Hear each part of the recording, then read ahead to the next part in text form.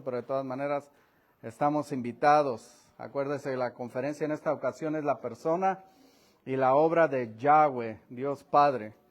Ya hemos visto el trabajo de Jesucristo, la obra del Espíritu Santo, y ahora va a ser precisamente sábado 18 de abril para que se empiece a registrar, si ya puede, hay descuentos ahí. También le quiero comentar, puede ser, no lo sé, que sea la última que ofrece el seminario, en el sentido de que hay un poquito de incertidumbre en cuanto a la dirección del seminario. Así de que aproveche, no después diga, cómo quisiera que hubiera esas cosas aquí, no las hay. Así de que aproveche y ore por el seminario, por la dirección del seminario, que Dios mantenga en Phoenix un lugar donde la gente pueda prepararse para estudiar y enseñar la palabra. Así que téngalo en oración. Vamos al capítulo 3 del libro de los Hechos, capítulo 3 del libro de los Hechos. Mientras lo encuentra, que ya debe de tener ahí más o menos marcada su Biblia, vamos a hacer una oración. Vamos a darle gracias al Señor Todopoderoso en el nombre de Jesucristo. Padre, te damos gracias por cada uno de los que están aquí, Señor. Los que nos visitan por primera vez, Señor, los que tenía tiempo que no veíamos, Padre Santo. Y cada uno de los que estamos aquí, Señor, te pido para que tu palabra toque los corazones, Señor, para que tu palabra nos llene de tu presencia, Señor, nos instruya y nos prepare para toda buena obra, Señor. Que tu palabra sea recibida con hambre, con deseo, Señor, y sobre todo que sea practicada, Señor. En el nombre de Jesucristo te pedimos también por los que no pudieron estar aquí, Señor, que son habitualmente parte de esta congregación, para que tú los bendigas donde estén, para que tú los fortalezcas, Señor, y que sean llenos de tu presencia también, Señor. Ahora te pido, Señor, que nos hables, Señor, que nos instruyas, Señor. Quita todo pensamiento torpe, Señor, toda palabra vana, toda cosa que quiera distraernos del propósito, Señor, que es estar a tus pies, recibiendo de tu Espíritu, Señor. En el nombre de Jesucristo te lo pedimos, Señor. Ilumina tu palabra, Señor. Háblanos. Te lo pedimos en tu santo nombre. Amén. Gloria al Señor. Hechos 3, mi hermano, si ya está ahí. Ahora, pensando un poco atrás, volviendo al tiempo de los profetas, el profeta Isaías profetizó en alguna ocasión, varias veces, pero acerca de las bendiciones del reino mesiánico. Lo que el Mesías provocaría, las señales que haría. Y en uno de sus capítulos, en el 35, 4 al 6, dice él acerca de eso: decir a los de corazón apocado, esforzaos, no temas, he aquí vuestro Dios viene con retribución, con pago. Dios mismo vendrá y os salvará. Y luego promete: entonces los ojos de los ciegos serán abiertos y los oídos de los sordos se abrirán. Entonces el cojo saltará como un ciervo y cantará la lengua del mudo, porque aguas serán cavadas en el desierto y torrentes en la soledad. Lucas, mi hermano, que es el autor del libro de los Hechos, identifica al Señor Jesucristo en el capítulo 4, versículo 21, precisamente con el Mesías, cuando el Señor Jesucristo se para y en la sinagoga le dan el libro de la ley, y la porción que le dan para que él lea es Isaías 61:1, donde dice que se me ha dado Espíritu de Dios para darle libertad al cautivo, para traer alegría al que tiene dolor. Y cuando el Señor Jesucristo se sienta, porque en ese tiempo, cuando se daba la instrucción, se sentaba. Cuando Él se sienta, todos los ojos están en Él. Y Él les dice: en este momento se ha cumplido esa profecía, dando a entender que Él era el enviado de Dios, que abriría los ojos de los ciegos, que soltaría la lengua de los mudos, que haría danzar de alegría a los cojos. Ahora, eso lo hizo el Señor no solo de palabra, porque cualquiera puede decir eso. Cualquiera puede decir, y muchos vividores en la iglesia cristiana se llenan las bolsas diciéndole a otros, eres sano en el nombre de Jesús. Si tú crees, y cualquiera puede decir eso, mi hermano. Pero el Señor Jesucristo lo demostró haciéndolo, reprendiendo demonios, calmando tempestades, en una ocasión retando a aquellos incrédulos diciéndole, hey, ¿qué es más fácil decirle a una persona, tus pecados son sanos porque son borrados? O decirle a este paralítico que se levante y camine. Y obviamente es más fácil decir tus pecados son borrados, porque ¿cómo podrían ellos saber? Pero ellos sabían que solo Dios puede perdonar los pecados. Y le dice, para que vean que tengo autoridad sobre los pecados como sobre la enfermedad, le dice al paralítico que se vaya. Y muchas otras cosas hizo él. Ahora leímos en el capítulo 2, en los resúmenes que el autor Lucas nos deja, en el capítulo 2, en el versículo 43, dice que los discípulos también hacen esas cosas. Dice, y sobrevino temor a toda persona y muchas maravillas y señales eran hechas por los apóstoles, por los 12. Muchas señales los seguían, mi hermano. Ahora, en esta ocasión, este capítulo 3 va a empezar con un ejemplo detallado de ese poder que vino sobre los apóstoles y que ahora es manifestado en el nombre de Jesús. El cojo, como decía Isaías, el cojo saltará. Ahora, este milagro, mi hermano, pasando más allá de lo físico, declara que la era mesiánica llegó. Ya vieron el derramamiento del Espíritu Santo. Ya les dijo el apóstol Pedro, esta es la señal de la que habló Joel. Pero ahora van a ver que la salvación está disponible hoy, en el presente de ellos y hasta el día de hoy. La salvación está disponible porque el tiempo de la gracia aún está hasta el día de hoy. Y anticipa la completa restauración universal, el momento, en el tiempo en que cielo nuevo y tierra nueva serán hechas cuando Cristo vuelva a venir. Hoy dice en el versículo 1. 2, una pareja que, por cierto, en carácter y en temperamento era muy dispareja. Pero ahí vienen, dice en el versículo 1, en el nombre de nuestro Señor Jesucristo. Pedro y Juan subían juntos al templo a la hora 9, la de la oración. Pedro y Juan, mi hermano.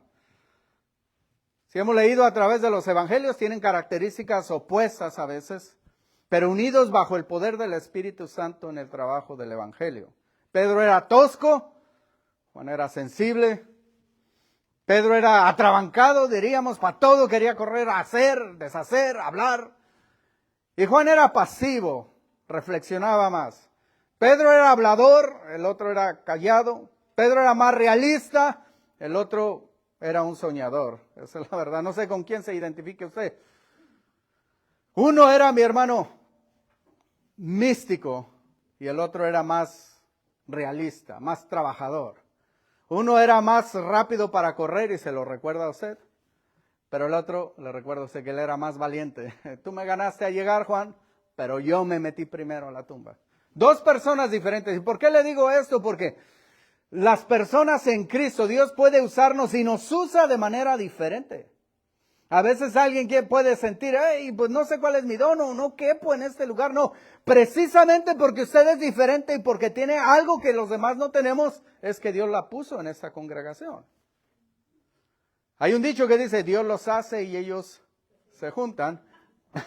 Pero en el Cristo Dios los salva y Él los junta para trabajar para sus obras. Ahora, había 3 oraciones que se hacían en el templo. La primera a las 9 de la mañana con un sacrificio matutino. La segunda era a mediodía. Y la tercera era a las 3 de la tarde con un sacrificio después del sacrificio vespertino. La hora novena, como el tiempo judío empezaba a las 6 de la mañana, la hora novena es precisamente las 3 de la tarde. Es la última oración después del último sacrificio. Ahora, los apóstoles, mi hermano, no dejaron algunas de las costumbres judaicas que ellos tenían. No porque ahora eran en Cristo, iban a dejar algunas de las cosas que son buenas. Ciertamente, Cristo cumplió la ley y ahora nosotros como cristianos no tenemos que ir a un templo en Jerusalén a ofrecer un sacrificio porque Cristo es el sacrificio perfecto ofrecido una vez y para siempre. Pero sí debemos de orar. Es más que 3 veces nos llama a orar sin cesar. Nos ama a orar todo el tiempo. Y ellos iban a orar después del sacrificio, obviamente, porque ya entendían ellos que ese sacrificio ya no era necesario. Pero aún así, de manera evangelística, porque ahí se juntaba toda la gente, ellos se presentan también a orar en ese momento. Ahora, esa hora novena, mi hermano, tiene mucho significado en realidad. Si usted recuerda, en Mateo, cuando el Señor Jesucristo está muriendo, se oscurece de la hora sexta hasta la hora novena. De mediodía la tierra se puso bastante oscura y justo cuando iba a llegar las 3 de la tarde el Señor clama diciendo, Elí, Elí, Dios mío, ¿por qué me has abandonado? Y después de ese tiempo entrega su espíritu. Justo a la hora novena se rompe la cortina del templo, la que nos separaba, y se abre la entrada para que todo aquel que crea en el Señor, lo que nos separaba de Él, ahora está abierto. Todo aquel que en Él cree no se pierda, mas tenga vida eterna. La invitación a la salvación. Ahora a esas horas muchas personas venían al templo, no todos son madrugadores. Para algunos las 9 de la mañana es de madrugada, hasta en este tiempo desafortunadamente. Para otros al mediodía apenas se están quitando las lagañas, así de que a las 3 de la tarde era el tiempo más concurrido para ir a la oración. Las 3 de la tarde era el tiempo más conveniente, mi hermano. Y precisamente, mi hermano, a esa hora, que había muchas personas, venían al templo con un corazón condicionado a quedar bien. Si usted venía a pedirle algo a Dios, usted va por todo el camino portándose bien, pidiéndole al Señor, ayúdame al Señor, ay, ayúdame Padre Todopoderoso, y queriendo quedar bien, saludando bien y haciendo todas las cosas. Y esa actitud, mi hermano, hacía que cierto tipo de personas recibieran alguna ventaja, por decirlo así, o les convenía estar ahí. Si va a venir gente que quiere quedar bien con Dios, pues a los que pedían dinero les convenía estar ahí. Porque 3 pilares de los judíos, o fundamentos de los judíos, era el Torah, la ley, la lectura de la palabra, era la adoración, ir al templo en los días especiales para adorar a Dios, y la tercera era hacer obras de benevolencia, y uno de ellos era precisamente dar limosna. Y dice en el versículo 2, y era traído un hombre cojo de nacimiento, a quien ponían cada día a la puerta del templo, que se llamaba la Hermosa, para que pidiese limosna de los que entraban en el templo. Esta persona, mi hermano, nos dice después la palabra que tenía más de 40 años de edad.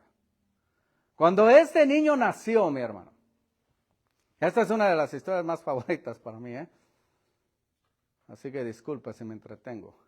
Pero cuando este niño nació, mi hermano, la alegría y la expectativa, porque antes no se andaban examinando en esas cosas MRI o lo que sea. Ahora ya se le miran la cara al ingrato antes de que nazca, ya le están diciendo feo, ya le pusieron apodos. Pero en aquel tiempo, mi hermano, nadie sabía, así de que había una expectativa de ver qué era. Y un varón era una grande alegría, mi hermano. Tener un hijo varón era una grande alegría. Tener hijos era considerado bendición, mi hermano. Ahora, esa expectativa y esa alegría se volvió en una tristeza y en una decepción cuando se dieron cuenta que este niño era diferente, que no iba a caminar. Y desafortunadamente también, podríamos decirlo, que se volvió una carga.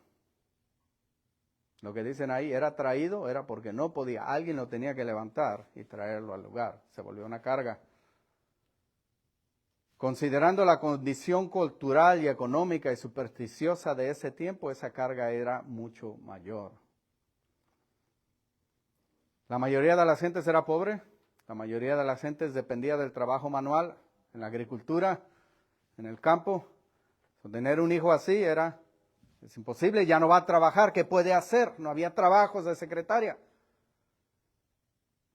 Era considerado de manera económica, ya no sirve para nada. Si era el único hijo de una pareja, ya no tenemos futuro. Se acabó nuestra vida. ¿Quién nos va a mantener en la vejez? Y la superstición, ya sea de los griegos o de los romanos, que decían que ese era un castigo de los dioses. Tener un hijo así o nacer así era un castigo de los dioses. Y desafortunadamente eso también se mezclaba en la religión judía. ¿Recuerda usted que en una ocasión le preguntaron al Señor Jesucristo, al ver un ciego de nacimiento, le preguntaron, ¿quién pecó, él o su madre? ¿Por qué nació así? Así de que esa era una carga, una lápida pesada. Era una vergüenza, era una deshonra tener un hijo deshabilitado de cualquier manera. Déjeme decirle que la actitud de hace más de 2000 años sigue presente hasta el día de hoy. Y más en la cultura hispana. Si una persona es diferente, no cabe en el concepto que tenemos nosotros de perfección.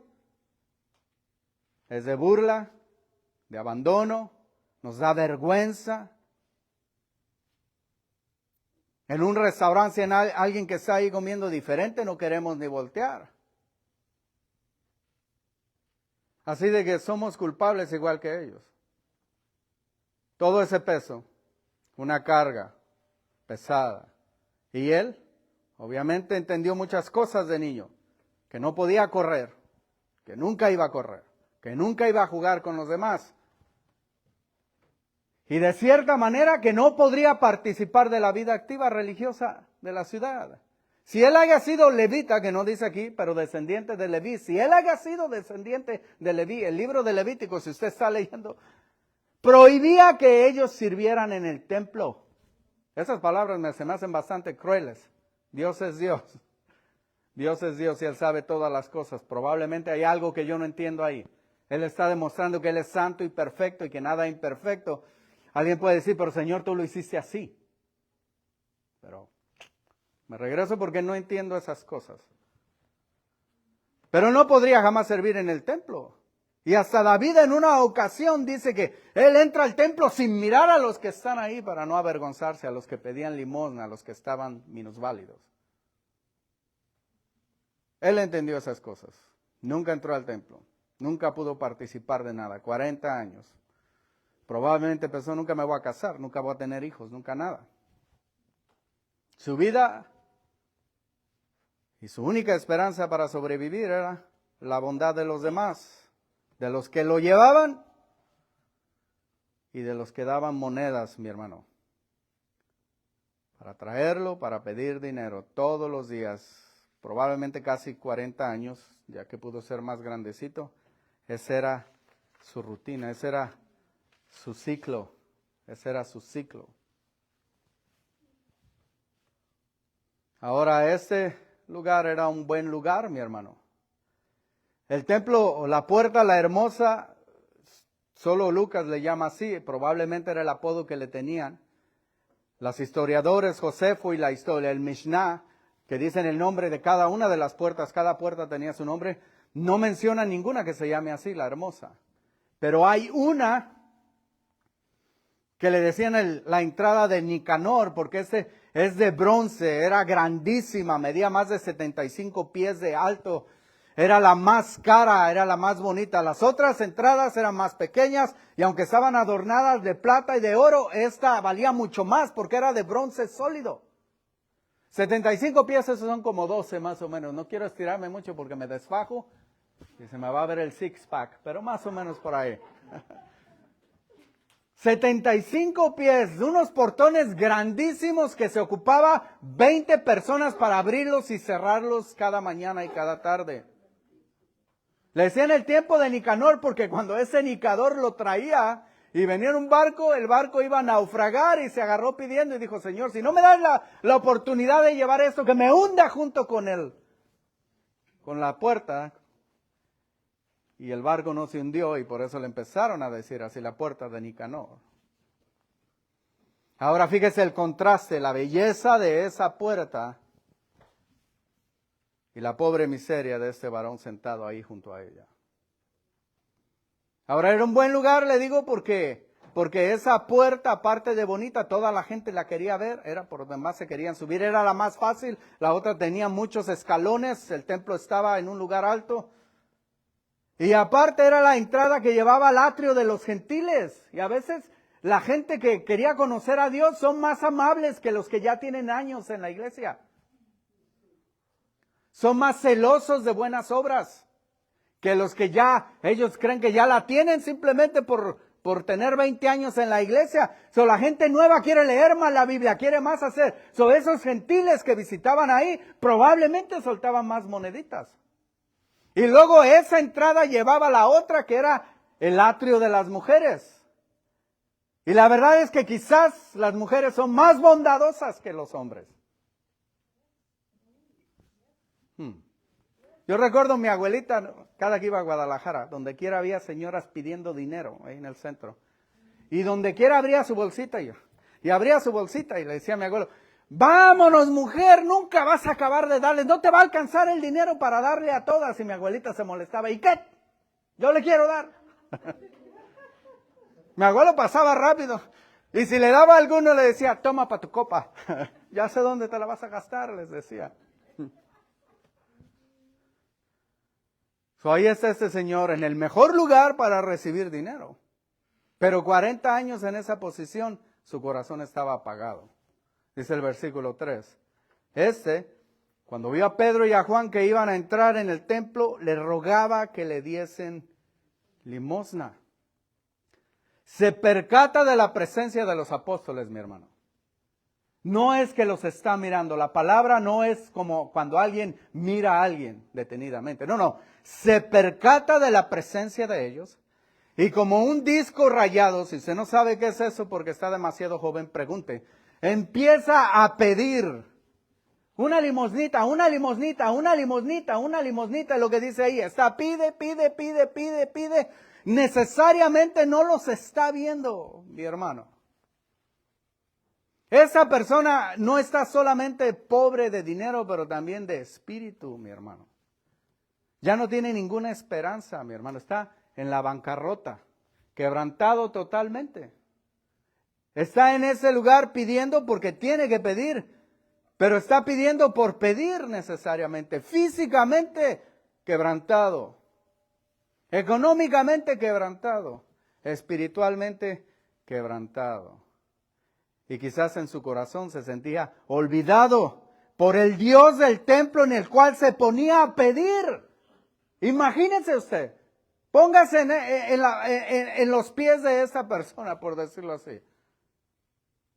Está leyendo toda su niñez, le hablan de un Dios cada año, un Dios poderoso que con mano fuerte sacó de Egipto a toda la nación y que sana, y a aquella mujer tsunamita y aquello lo sana y le da y escoge y hace. Pero a mí no me hace caso. A mí no, ¿por qué qué es lo que yo soy diferente? Podría él haber pensado, ¿qué es lo que a mí me falta? ¿Por qué yo no soy ni aceptable al Dios de Israel? Que me ha dejado toda esta vida aquí pidiendo, junto y oyendo las alabanzas, oyendo la gente que salió, ¡wow! Dios es poderoso, aleluya, me ha hecho milagros, me ha dado esto. Eso hizo que su corazón poco a poco se apocara más. Y de tener su mirada en alguna vez en su vida hacia arriba, esperando que Dios le oyera, ahora su mirada estaba en el piso, olvidado. Olvidado es cierto, pero al menos eso es lo que él pensaba. Es lo que él pensaba.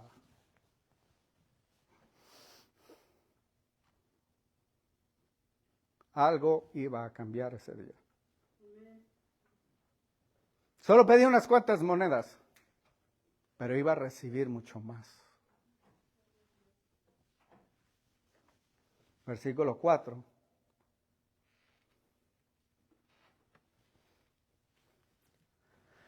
Pedro con Juan, fijando en él los ojos, le dijo, míranos. Dando a entender que está pidiendo, que está mirando, pero no está mirando. Ahora es posible esto también, mi hermano, que los ojos de Pedro y Juan también son diferentes. ¿Cuántas veces no iban ellos al templo y ahora precisamente lo ven a él? Lo miran intensamente, fijan sus ojos en él, esa es la palabra griega. Y Pedro, cuando le dice míranos, le dice en griego, atentio, de donde viene la palabra atención en español. Lo sacan de su penumbra mental. Al hablarle de esa manera, con grande expectativa, los mira, le están hablando de esa manera. Míranos, él está pensando, me van a dar algo grande.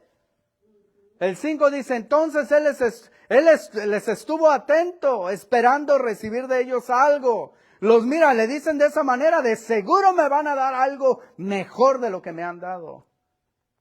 Tiene esa expectativa, empieza a surgir esa esperanza. A lo mejor pensó, finalmente algo bueno, a lo mejor me llevan, a lo mejor ya no tengo que decirle a alguien que me traiga mañana.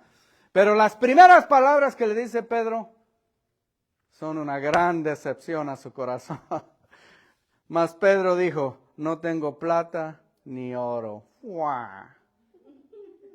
Pero lo que tengo te doy.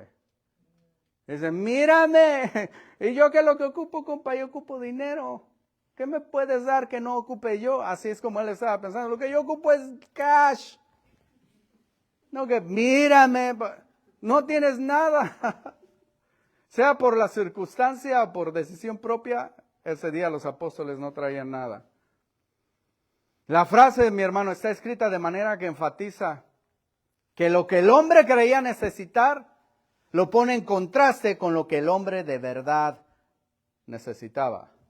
Lo que tengo, le dice Pedro, lo que tengo es lo que tú necesitas y lo que tengo es lo que yo te voy a dar. Ahora fíjese en la persona. Él no está pidiendo un milagro. No está como Bartimeo, que cuando se dio cuenta que era Jesús se pone a gritar, Jesús, Jesús. Y le decían, cállate, cállen. Los callaban a él y al otro, cállense, cállense. Ya que el Señor dice, tráiganlo, todos se lo querían llevar. Primero lo querían callar, ahora todos querían decir, yo te lo traje, Jesús. Su esperanza no le alcanzaba para eso, mi hermano. Él no está pensando en la salvación. Tiene años sentado en el templo de Dios. ¿Usted cree que alguna vez no pidió eso? Pero va a recibir precisamente lo que ya no espera él que le suceda, lo va a recibir. Va a recibir sanidad sin haberla pedido.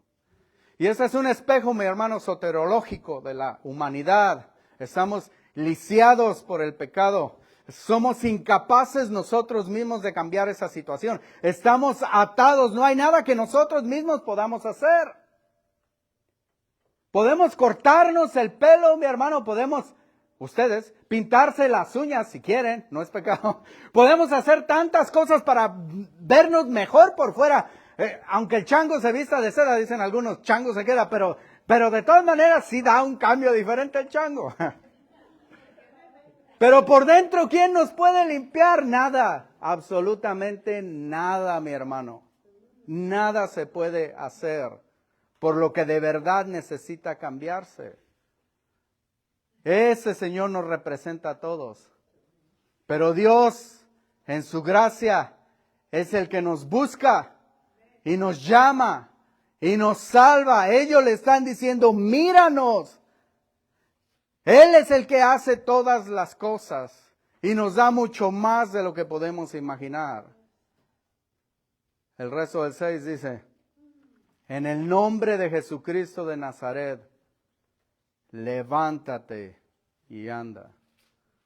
Ya hemos hablado muchas veces de eso, mi hermano.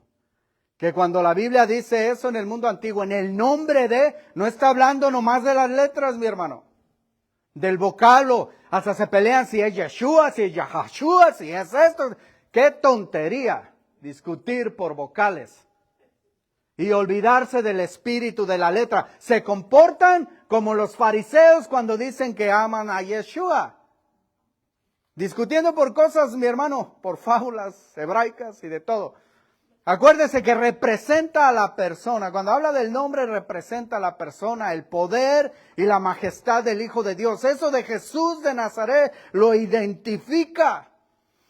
Y obra en el nombre de su divina esencia, de su presencia en acción. El Cristo, el Mesías, la única fuente de la salvación. Por eso después cuando Él les predica, les va a decir que no hay en ningún otro nombre en el 4:12 por el cual haya salvación, porque no hay otro nombre bajo el cielo dado a los hombres en que podamos ser salvos. El nombre representa al Señor y lo que Él es. Exaltado en majestad, declarado Hijo de Dios, con poder por la resurrección.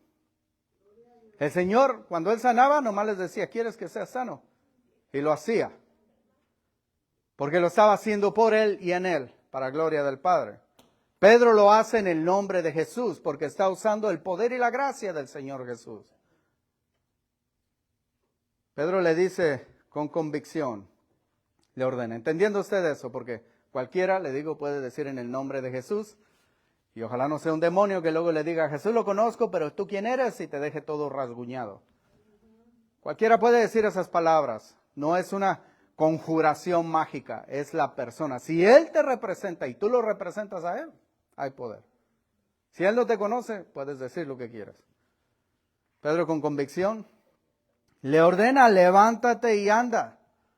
¿Qué significa eso? Dios vino a él, pero ahora él tiene que hacer ¿qué? En ese misterio de predestinación y libre albedrío, él tiene que activar su fe, la que ya Dios le puso. Pon tu fe en Jesucristo, es decir, el misterio de la salvación. Dios te está llamando, toca la puerta de tu corazón, abre tú la puerta. ¿Qué tanto hacemos nosotros? Hay mucha discusión, pero de cierta manera le está pidiendo que él haga algo. Si cree, haz esto, levántate y anda. Pero Dios ya va a hacer el milagro. De cierta manera, Él solo tiene que responder. El 7, y tomándole por la mano derecha, como animándolo, como dándole la bienvenida, por si sus ojitos había alguna duda ahí. Toda su vida aislado, toda su vida humillado, toda su vida causa de burlas, de vergüenza, de asco. Y Él está diciendo, bienvenido al pueblo de Dios, bienvenido a tu nueva vida con su mano derecha. Le está diciendo, no es una broma. No soy Benny Hinn, no es una broma, no estoy hablando solo por hablar. No soy esos falsos que solo dicen y cobran. No es más, no traigo dinero y tú tampoco, ni te estoy cobrando. No es broma, bienvenido a una nueva vida. Y dice, y le levantó. Y cuando lo está levantando, un momento sublime y eterno, algo sucede en las extremidades de esta persona, algo sucede porque él está entendiendo, él quiere, acepta con su fe. Y dice, al momento se le afirmaron los pies y los tobillos. Al momento, instantáneamente, no fue de esos milagros que levantan a alguien de una silla según y empieza a renquear. ¡Oh, diablo! O sea, no, al momento completamente, instantáneamente, no fue, tienes que venir a varios tratamientos, mi hermano. Inmediatamente sanado en su totalidad. Y al estar parado, él se queda como que, ¿really? Por primera vez sienten sus deditos moviéndose ahí. Y se puede sostener sin caerse, sin que nadie lo esté agarrando. Lo siente, mi hermano, por primera vez. Y en un impulso al sentir eso, mi hermano, dice en el 8, saltando al sentir que de verdad era, brinca inmediatamente para arriba y cae de pie. No lo puede creer. Se puso en pie y anduvo, da un paso primero. Va con ellos al templo caminando como un niño que apenas empieza a caminar. Pero después se suelta, esto es de verdad, y empieza a caminar. Y luego después empieza a saltar y empieza alabando a Dios, brincando, corriendo para todos lados. Empezó de a poquito, pero ha entendido que Dios es poderoso para terminar y hacer el milagro completamente. Nunca había estado parado, toda su vida mirando a la gente hacia arriba. Imagínense si era más alto que nosotros. Ahora Él está mirando a la gente para abajo, se para y es como si estuviera en un cerro. ¡Wow! Puedo mirar a esta gente, puedo mirar a todos los niños, ahora me quedan acá. Ya no tengo que levantar las manos. Todos empezaron a mirar chaparritos, dio un paso primero, luego otro, lo sigue al templo, empieza a caminar. Quizás nunca había entrado al templo, mi hermano. Y ahora va mirando todas las cosas nuevas. Rápido, saltando, dando voces de júbilo. Dice, alabando a Dios, eso es importante. Él entendió teológicamente que el que estaba haciendo el milagro era Dios. Después iba a entender que Jesús era Dios. Pero entendió primeramente que no fue Pedro ni Juan, sino Dios el que había hecho la obra. Si alguien hace algo por ti, es Dios, mi hermano. No hay superestrellas aquí, no hay instrumentos especiales. Dios lo hace porque Él quiere. Y anda corriendo, yo creo, de allá para acá, dando vueltas alrededor de Pedro. Si se fija Pedro ni Juan se paran la corbata, ni mucho menos. Ellos van mirando a este de seguro agradecidos con Dios y contentos. También entienda que este señor no salió corriendo a su casa, sino que entró al templo. No besó a San Pedro, sino que glorificó a Dios. Y ellos, Pedro y Juan, están listos para testificar de Jesús. Pero ahora están gozosos mirando a esta persona. Como dijo Isaías, entonces el cojo saltará como ciervo. Ciervo es un venadito, mi hermano. ¿Ha visto un venadito? ¿Cómo brincan? De recién que pueden, con potencia, con ritmo, hasta presumidillos ahí con su colita, con sus pompis, tienen su ritmo, con elegancia, con gusto, con alegría, brincan para todos lados, para todo. Cualquier ruido los hace brincar porque tienen la energía y la alegría. Así va brincando el cojo, así va brincando este señor. Con potencia, con ritmo, con elegancia, con alegría. Haciendo un escándalo y un algarabío de un vendedor de tianguis, mi hermano. De un corazón agradecido, sobre todo. Y los que estaban ahí, dicen, y todo el pueblo le vio andar, para que sepa, y alabar a Dios. Esto no fue una coincidencia. Se quedaban atónitos al reconocerle, dice el 10. Y le reconocían que era el que se sentaba a pedir limosna a la puerta del templo, la hermosa. Y se llenaron de asombro y espanto por lo que había sucedido. Curioso que así se queda todo el mundo, mi hermano, en esas cosas. Y también ahora cuando alguien es salvo, no sé por qué nos sorprende a un creyente, pero cuando un es drogadicto se para, o una persona que vivía en un mundo de fornicación y homosexualismo se para y dice que Dios lo salvó, empezamos a echarle una mirada como que, ¿sí es cierto? Yo por si las dudas no me junto mucho con él. Porque con eso de que soy guapo. Nosotros.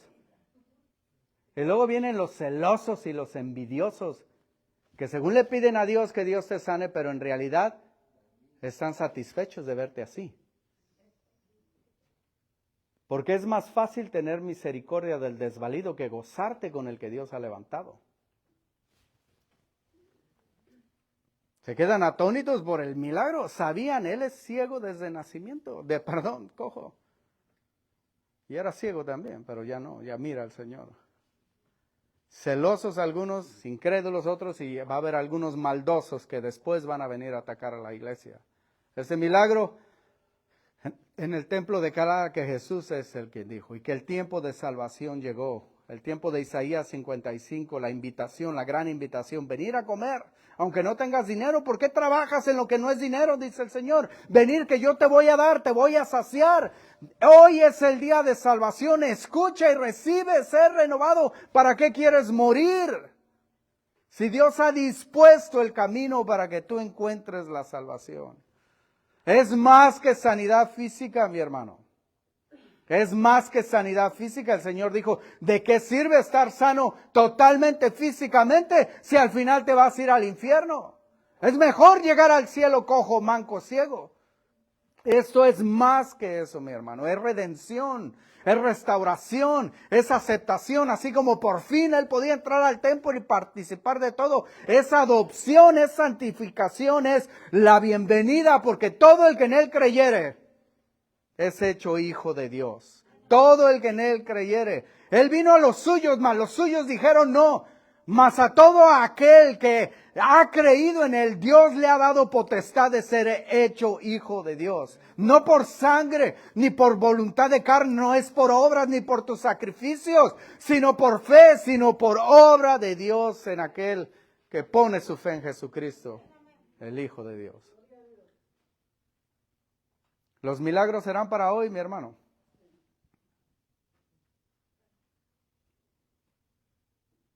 Hay ciertas personas que nos hacen sentir pequeños a veces. Y pensamos, ¿es nuestra fe la que no es suficiente, Señor? Déjeme decirle algo. Hemos visto bíblicamente que no siempre el Señor quiere sanar a ciertas personas. Es la voluntad de Dios que todos vengan a salvación. No dice la voluntad de Dios que todos sean sanos. ¿Ok? Y lo vemos, el apóstol Pablo terminó su vida padeciendo algo que se sentía como un aguijón de Satanás. Él oraba por Timoteo, que siempre pasaba enfermo, y Dios no lo sanaba. Así de que no siempre va a ser la voluntad. Hay creyentes. ¿Sabe quién llevaba estas Biblias en español en Sevilla? Un jorobado.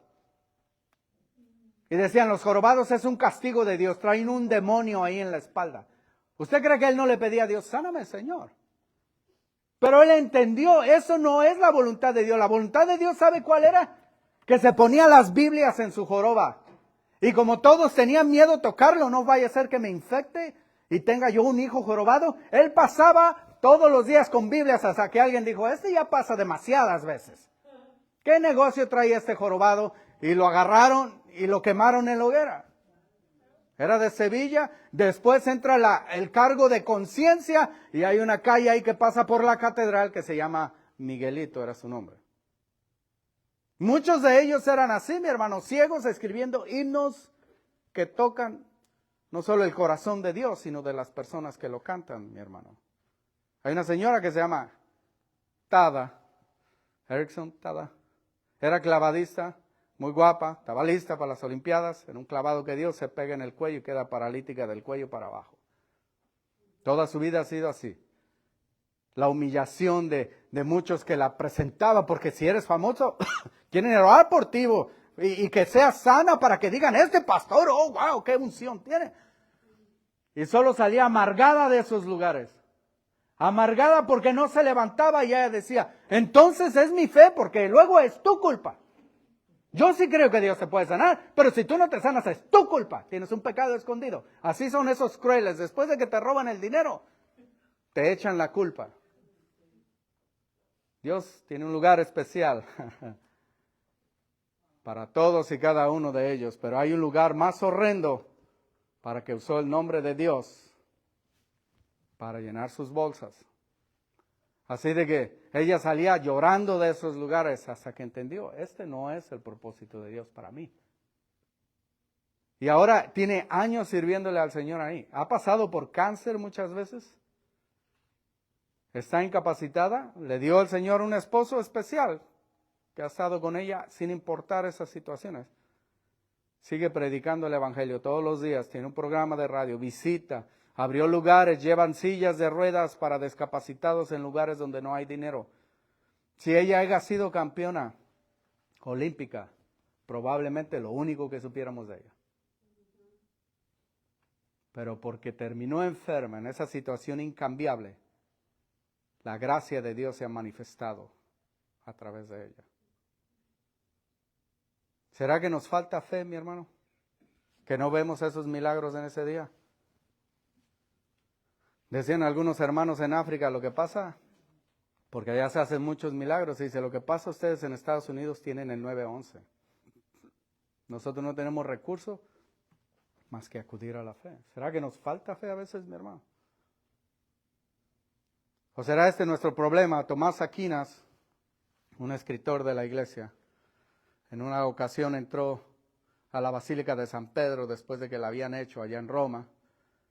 Está decorada impresionantemente, oro por donde quiera, y mientras él la miraba abriendo la boca, se le acercó el Papa en ese tiempo y le dijo, ¿cómo ves, Tomás? La iglesia ya no puede decir que no tiene oro ni plata.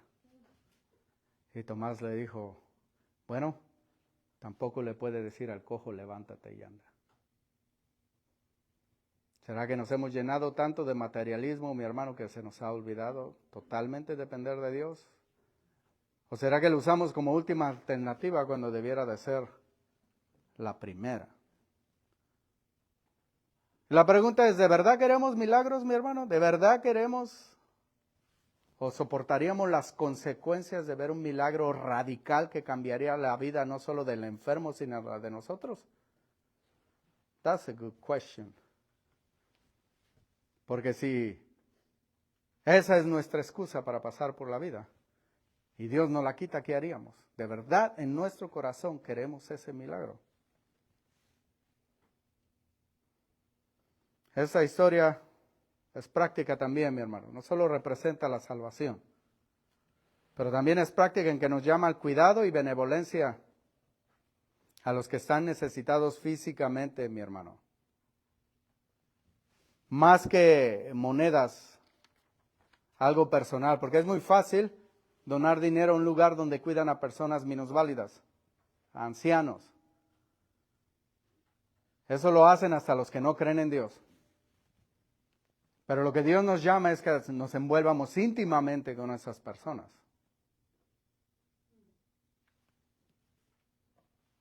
A otra cosa nos llama la necesidad de cuidar a las personas heridas y quebrantadas que nos rodean en nuestra propia congregación, mi hermano.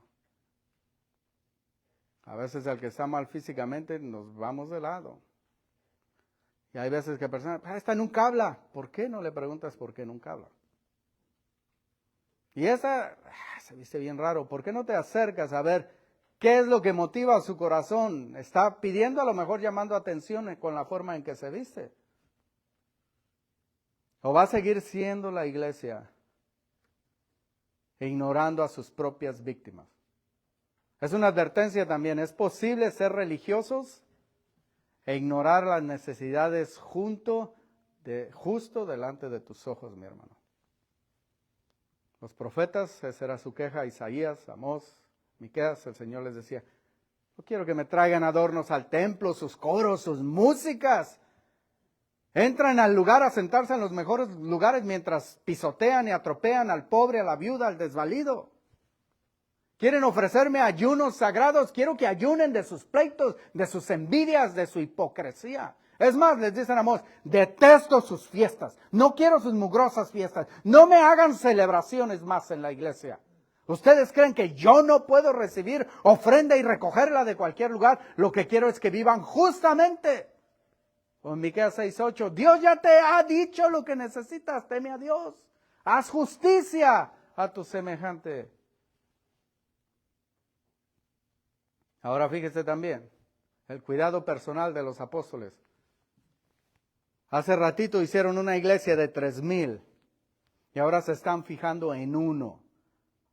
¿Usted cree que un pastor de 3,000 va a perder su tiempo que alguien le diga, hermano, ¿podría orar por esta persona que está acá? No tengo tiempo, te voy a mandar a alguien. Va a venir alguien y te va a decir, no molestes al pastor. Él no puede andar en esos lugares, él está estudiando la palabra. Pedro se ocupó de 3,000 y se fija en uno. Nos está diciendo, Dios pone sus ojos en ti, no estás solo. Él no se ha olvidado de ti. Nunca te ha dejado. Si algo nos queda, si usted no es salvo, ahí está la salvación representada. Lo vamos a ver un poquito más en el sermón de Pedro la siguiente semana. Pero algo llévese de hoy. Todo. Porque va a haber examen a la salida. No va a haber tacos para el que no conteste bien. No se crea. Que le quede esto en su corazón. Que Dios nos dé un corazón compasivo y tierno. Inclinado a servir y aliviar las necesidades físicas y espirituales de cada persona. Aquí, no se ande imaginando allá, haciendo obras misioneras, atendiendo enfermos allá y acá. Aquí, a mí no me venga con cuentos, aquí, con los que lo rodean, especialmente con los que se sientan en medio de nosotros, mi hermano. Vamos a darle gracias al Señor. La obra de Dios es poderosa. No sé si lo hemos creído a veces. Pienso que a veces nos falta, estoy hablando de por mí. Ahí lo dice, es el mismo Dios. A veces nos inclinamos tanto del otro lado, bueno, no es la decisión de Dios y pues bueno, hay que salir adelante. Pero ¿qué tal si lo fuera? ¿Lo podemos soportar? ¿Lo podemos entender? ¿Lo podemos creer? El cojo saltará. Es una promesa.